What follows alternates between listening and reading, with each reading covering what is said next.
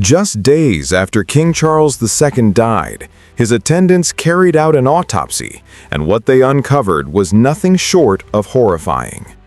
Charles II represented the last fading hope of the once mighty Spanish Habsburg Dynasty, a royal line that had dominated an expanding empire for more than 100 years.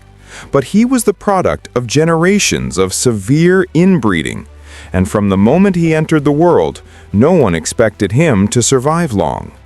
When he eventually took the throne, his rule was short, troubled, and destructive to almost everything around it. When Charles was born in 1661, the Habsburg line was already collapsing. His father, King Philip IV of Spain, had failed to produce a surviving son in his first marriage, and his second union, with Charles's mother, Mariana of Austria, was turning out little better. The Habsburgs were infamous for intermarrying within their own bloodline, and Philip and Mariana were uncle and niece.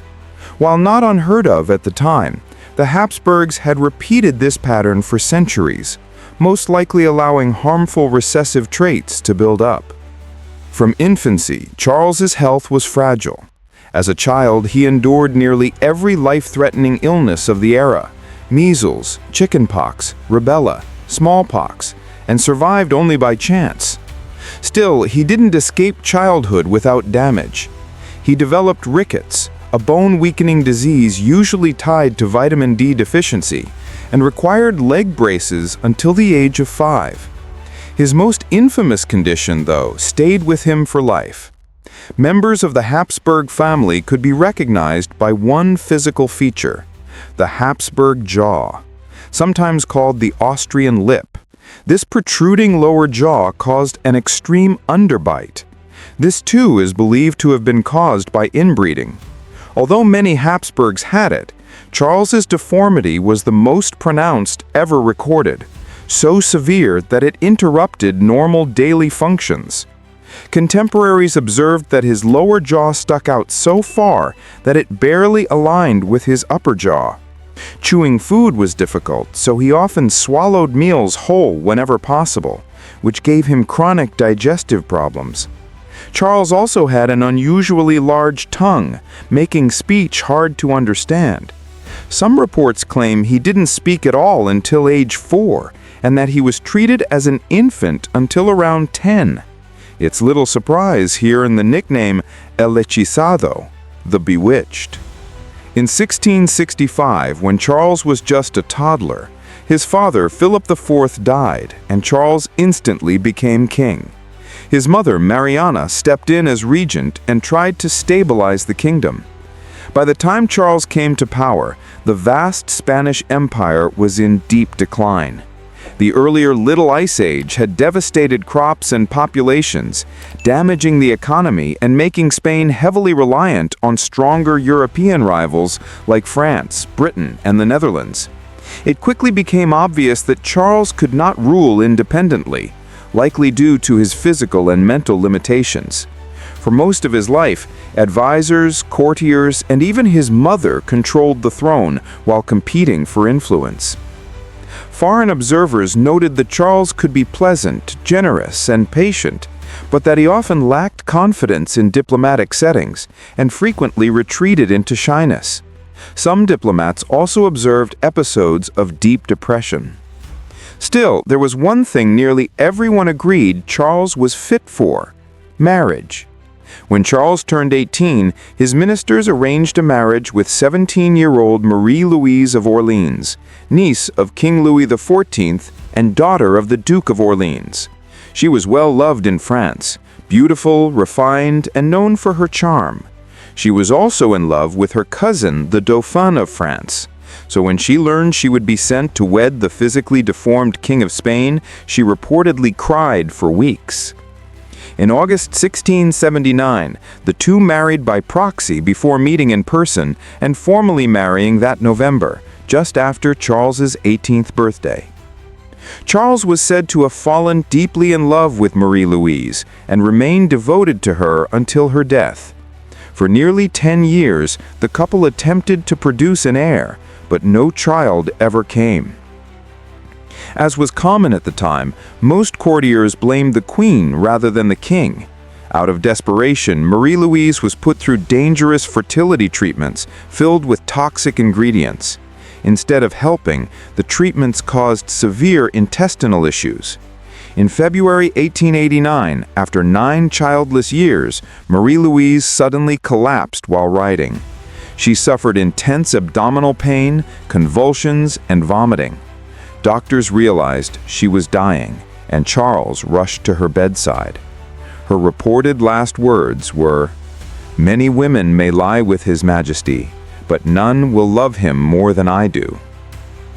Spain's enemies were so numerous and the question of succession so important that rumors spread that she had been poisoned. But her symptoms match what historians now consider a fatal case of appendicitis, likely worsened by her extreme health treatments. Her death threw Spain into panic. Within weeks, Charles's mother arranged a new bride, Maria Anna of Neuburg. This time she chose someone from the Austrian side of the family's alliances, deliberately snubbing France, which had become a major rival. Mariana despised France, a quality that made her appealing politically. But her strongest asset was something else: fertility. She came from a family of 17 surviving children. At just 22 years old during her proxy wedding in 1689, she was expected to give Spain the heir it desperately needed. But Mariana was shrewd.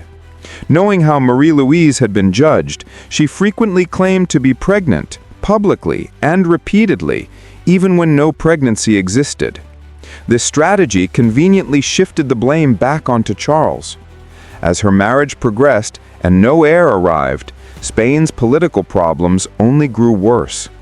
In 1690, Spain joined the 9 Years' War against France and its allies.